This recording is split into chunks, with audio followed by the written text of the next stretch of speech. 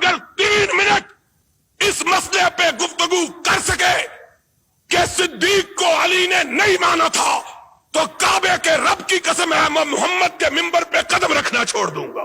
اور نہیں مانتا نہ مان, تیرے ماننے سے کیا فرق ہے؟ ہم سے کیوں لڑتا ہے؟ لڑنا ہے تو حسین کے نانے سے جا کے لڑ, جس نے اپنی زندگی میں صدیق کو اپنے مسلح پہ کھڑا کیا, ان سے جا کے لڑ. آج نہیں لڑتا تو قیامت کے دن لڑ کے دیکھ لینا.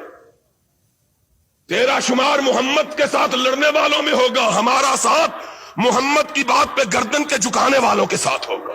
تو کون ہوتا ہے نہیں مانتا؟ اور نہیں مانتا تو علی کو پوچھ اس نے کیوں مانا تھا. اور آج بات آئی ہے تو سن لو, یاد رکھنا بات کو. اور خدا کے فضل و کرم سے علماء کو مخاطب ہو کے کہتا ہوں کہ تم نے بھی یہ بات کبھی نہ سنی ہوگی. نبی کی سنت کے 3 طریقے ہیں اس بات کے. سنت کہتے ہیں قولی سنت کو, نبی کے قول کو, نبی کے فعل کو, نبی کی تقریر کو. ایک بات نبی نے کہی وہ سنت ہے, کر کے دکھائی وہ سنت ہے, کسی کو کرتا ہوا دیکھ کے اس کو اس پہ ثابت رکھا وہ سنت ہے.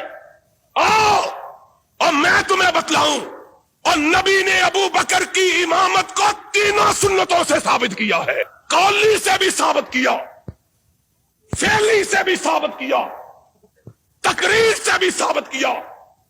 غشی تاری صحابہ مسجد نبوی میں دم بخود بہتے حجرہ عائشہ کی طرف دیکھ رہے ہیں. اس کے حجرے کی طرف دیکھ رہے ہیں جس کا نام تجھ کو گوارا نہیں ہے. اس کے حجرے کی طرف کہ قرآن نے جس کو مومنوں کی ماں کہا ہے, اور جو اس کو ماں نہیں کہتا وہ مومن نہیں ہے, اور جو مومن ہے عائشہ اس کی ماں ہے, اور عائشہ جس کی ماں نہیں وہ مومن نہیں. قرآن کا فیصلہ ہے. ازواجہ تمہارے ماننے سے کیا فرق کرتا ہے؟ حجرہ عائشہ کی طرف نگاہ کیے ہوئے, اذان ہو چکی, نماز کا وقت آ چکا ہے, کواڑوں کی طرف نگاہیں لگائے کہ کونین کا تاجدار آئے اور ہماری امامت فرمائے. وقت بیتتا چلا جا رہا تھا.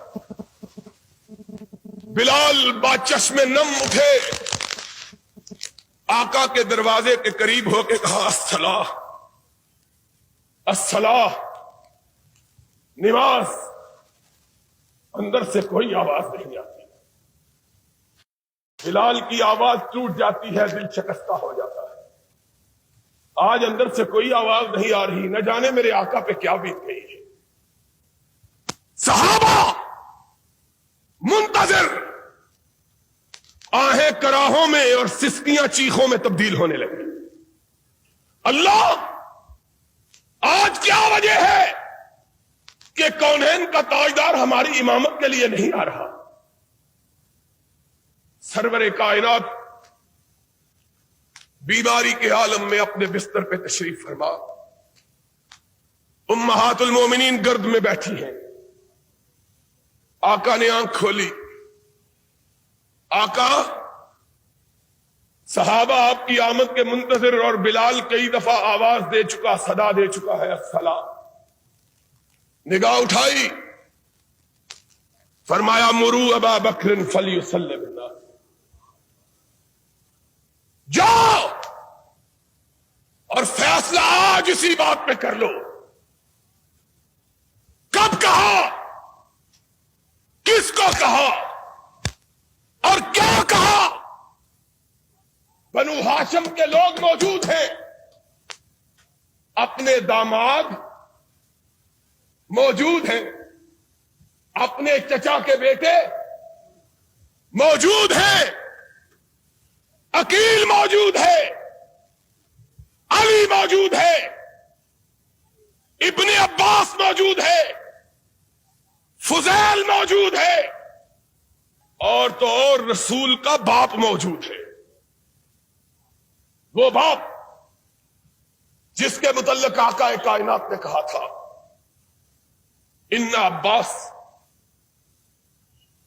امی سن وہ ابھی، عباس میرا چچا ہی نہیں محمد کا باپ بھی ہے۔ اور وہ عباس جب جنگ بدر میں قیدی تھا اور قیدیوں کے ساتھ بنا ہوا تھا تو صحابہ کہتے ہیں ہم نے آقا کے خیمے پہ نگاہ ڈالی، دیکھا کہ آقا کے خیمے سے سسکیوں کی آواز آ رہی ہے۔ لوگ اجازت پا کے حضور میں حاضر ہوئے، یا رسول اللہ آپ اور آپ کی آنکھوں میں آنسو؟ فرمایا میرا چچا عباس قیدیوں میں بندھا ہوا ہے، محمد کو چین کیسے آ سکتا ہے؟ وہ چچا عباس ایمان لا چکا، اسلام قبول کر چکا اور سرور کائنات کے دست مبارک سے خلعت فاخرہ حاصل کر چکا۔ صرف چچا ہی نہیں، بنو ہاشم کا سردار بھی۔ اور کیا کہوں، تمہاری روایات کے مطابق حسن بھی موجود ہے، حسین بھی، لیکن امامت کے لیے میرے آقا تو نے پکارا تو کس کو پکارا؟ یہ سارے موجود۔ کہا مرو ابا بکر فلیصلی بالناس، جاؤ میرے چچا عباس کو کہو، میرے داماد علی کو کہو، میری دو بیٹیوں کے شوہر عثمان کو کہو، میرے لخت جگر حسن کو کہو، فاطمہ کے جگر گوشہ حسین کو کہو تم پیچھے کھڑے ہو جاؤ، عائشہ کا باپ آگے کھڑا ہو جائے۔ مرو ابا بکر فلیصلی بالناس، جاؤ ابو بکر کو کہو آگے کھڑا۔ اور کس کی مجال ہے کہ دم مارو؟ کوئی اعتراض کر کے دیکھے تو صحیح۔ وہ اعتراض کرنا تھا تو اس دن کرتے، کیوں نہیں کہا؟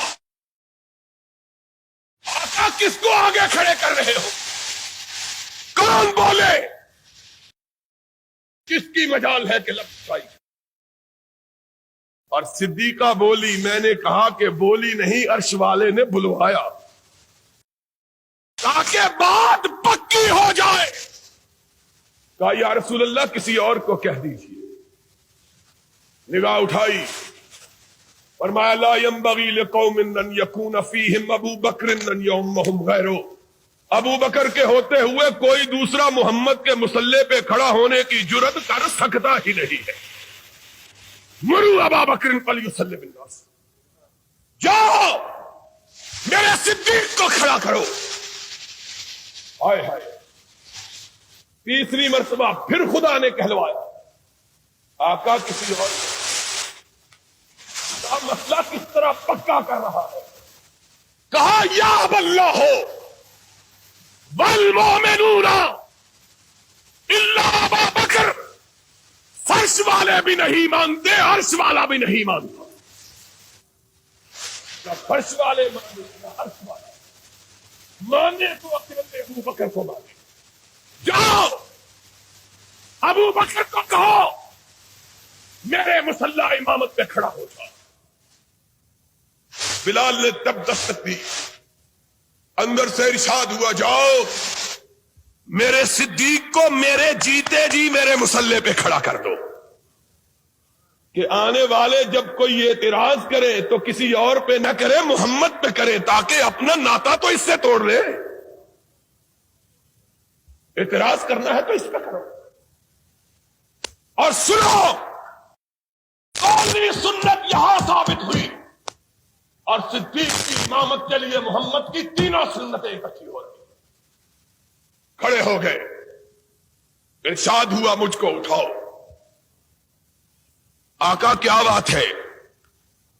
فرمایا میں بنو ہاشم کو دیکھوں میرے ابو بکر کے پیچھے ہیں کہ نہیں ہیں؟ میں دیکھوں تو صحیح کہ پیچھے کون رہا ہے، کون ہے جس نے حکم سے سرتابی کی، کون جو میرے کھڑے ہوئے کو نہیں مانتا، جس کو میں نے آگے کیا ہے کون ہے جو اس کو پیچھے کرتا ہے؟ دیکھوں تو صحیح۔ آقا کائنات اٹھائے گئے، حجرہ عائشہ سے قدم باہر رکھا، صفوں پہ نگاہ ڈالی، آسمان کی طرف رخ کیا، چہرہ گلنار ہو گیا۔ اللہ تیرا شکر، اپنے جیتے جیتے اپنی امت کو ایک امین کے سپرد کر کے جا رہا ہوں۔ باہر نکلے اور کونین کا تاجدار سچا نبی تھا، باہر نکلا، صحن مسجد خوشبو سے مہک اٹھا کہ محمد کریم آئے اور خوشبو نہ پھیلے۔ صحابہ نے خوشبو سونگھی، حدیث کے الفاظ کھنکارنا شروع کیا۔